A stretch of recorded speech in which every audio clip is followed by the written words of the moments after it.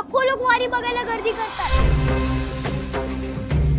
पण तुम्हाला माहितीये पहिली पालखी एका मुलांनी काढली होती, ती पण आपल्या वडिलांच्या आठवणीमध्ये। तर पूर्वी पादुका पालखीमध्ये न्यायच्याच नाही, मग कशात न्यायचे? हातामध्ये। संत तुकाराम महाराजांच्या काळापासून वारकरी पायी पंढरपूरला जायचे, अभंग म्हणत दिंड्यांमध्ये चालत विठ्ठल नाम घेत। पण इसवी सन 1685 च्या आसपास तुकोबा महाराजांचे धाकटे चिरंजीव नारायण बाबा यांनी पहिल्यांदा एक मोठं पाऊल उचललं। ते म्हणले की पादुका हातांमध्ये का घेऊन जायच्या, त्यांना छान सजवून आणि आदराने पालखीमध्ये घेऊन जावं। आणि इथूनच ही परंपरा सुरू झाली, जेव्हा नारायण बाबांनी आणि वारकऱ्यांनी पहिल्यांदा या पादुका जेव्हा खांद्यांवरती घेतल्या, हाच या परंपरेचा सुरुवातीचा टप्पा होता। तर पहिली तुकोबांची पालखी ही नारायण बाबांनी काढली होती, ती पण थेट देहूवरून पंढरपूरला। पण आज आपण जी एवढी शिस्तबद्ध पालखी बघतो, याला स्वरूप दिलं ते पण आपले हेबत बाबा आरफाळकरांनी। त्याचा प्रभाव संपूर्ण वाईवर पडला। वडिलांवरती असलेल्या या प्रेमाची ही प्रथा आज लाखो भाविक आपल्या खांद्यावर घेऊन जातात। खरंच किती सुंदर परंपरा आहे। वारी दिसली तर नमस्कार करा, बोला जय हरी विठ्ठल। शार्पनर